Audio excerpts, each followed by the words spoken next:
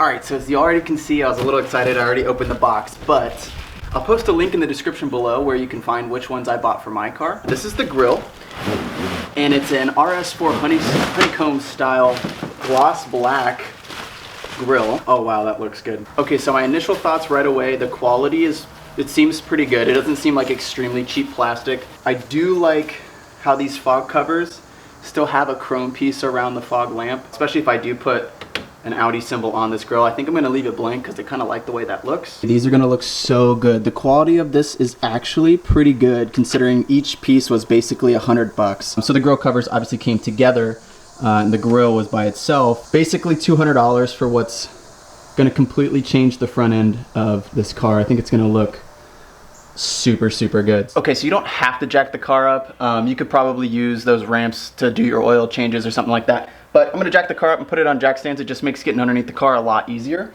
Also, I'll show you these pucks that I bought on Amazon. I think they were like $4, and they're meant for those pinch weld spots under pretty much every car. You can see under the GSX, it's kind of chewed it up a little bit, but I'll put a link in the description below for these as well, because I mean, they're like $5, and this gives me a lot of confidence that it's not going to ruin any of the pinch welds or paint or anything that's underneath the car, because this is just strong rubber. All right, now that the car's jacked up, let's go ahead and remove the front bumper. A quick tip is take some like painter's tape, and we're going to tape along this fender pretty much just from here to here. That way when we pull the bumper off and we put it back on, especially if you're going to be doing this by yourself, you're not going to scratch up your fender or mess up the paint.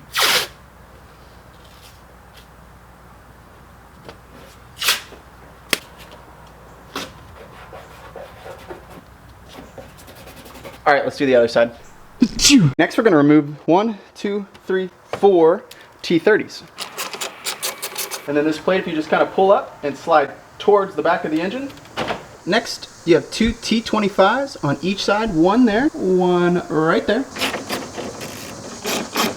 So there's a T25 right here, and there's a T25 right there. We got one basically just in front of the tire, and the other one is just up underneath the fender where you put your tape. After you unscrew those, this little guy right here is a weird kind of clip. I'm not really sure what it's called, but if you either take a 90-degree pick or a flathead, you basically, there's a little tab right here, you need to get underneath it and just lift that over top of this pin or nail. There you go, and they come right off. You're gonna take the fender liner and you're just gonna peel it back, tuck it kind of behind the tire there. And the reason we're doing that is there's a 10mm bolt in here. That bolt is 10mm bolt.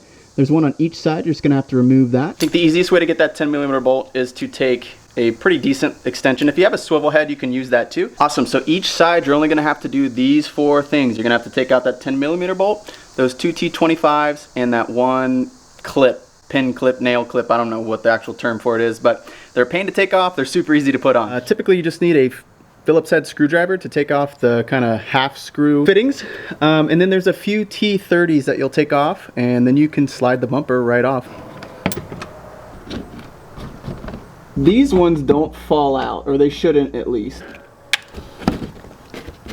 What I like to do is when I slide this out, I actually just kind of push it back further underneath the car. That way it's just not in the way. There's 2 T25s. I'll take these off. All right, now we should be able to pull it off.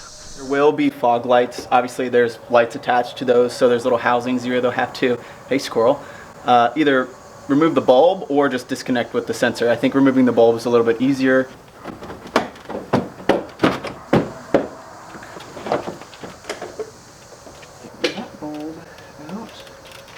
This is the fog lamp housing, and this is your bulb. These just go in and twist, so if you just twist them about a quarter turn, they come right off. You just pull up, and then this little black piece comes right off. All right, so there's 2 14mm bolts there. This little horn has a bolt as well. So we're just gonna take all 3 of those out on both sides of the car, and then this crash bar will come right out.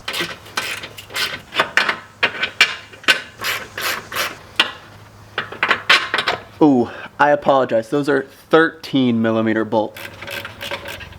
That guy. There's a sensor down here. And the reason we're taking this out is because we're gonna paint it. Otherwise, you're gonna put this black grill on and you're gonna have this bright silver crash bar hanging in behind it, and it's very noticeable, so we want it to look clean. So I bought this is VHT roll bar chassis, high temperature 250 degrees before it's going to start to melt. I found this at a Napa. You could probably go to like a Walmart or even any auto parts store and find something like this, but we're just going to spray it black, and while it's drying, then we're going to go ahead and put the new grill in the bumper. That doesn't have to be perfect. I put it on pretty thick. We're just going to let it dry.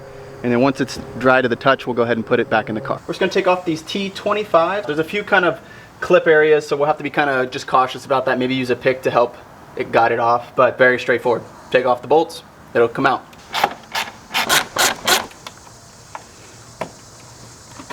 So we just have these tabs that run along the bottom, and we're just literally gonna push them down with our thumb, and then the grill should come right off.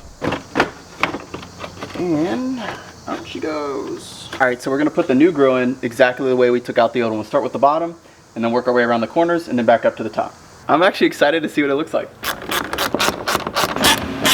They just need to be nice and snug. They don't need to be too much or you'll break the new grill you just put in. Good news is the fog lamp grills are super easy. You just push down on these tabs, they basically come right out.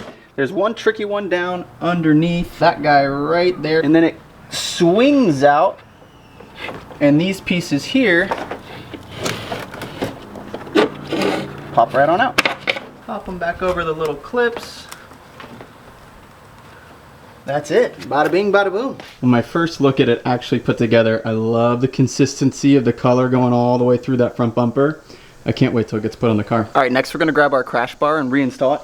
I went ahead and just kind of hit these beams where they go in, where we took those nuts out and sprayed them black just in case. I'm pretty sure they're covered up by the bumper, but if there's a little bit that shows, we want it to look clean. So I don't intend on it going back in easily. So if you have a rubber mallet, you can let out all your repressed rage. Well, that's definitely the hardest part of this whole process, is just getting these suckers back in. Next, we're just gonna reattach our horn. Beautiful. Now we can put the bumper back on. And the first look, I absolutely love it. So this is exactly why you paint that crash bar, because otherwise you'd have that very bright silver crash bar flashing at everybody. Okay, from this point, you're just gonna reattach that dust shield that was underneath the car, reattach the fender liner that was on both sides with those two T25s and that one pen nail looking clip thing. Lower the car back down, make sure everything's plugged back in, tidy it up. You have no spare bolts, and you're done. I hope you guys enjoyed today's video. I'll see you next time.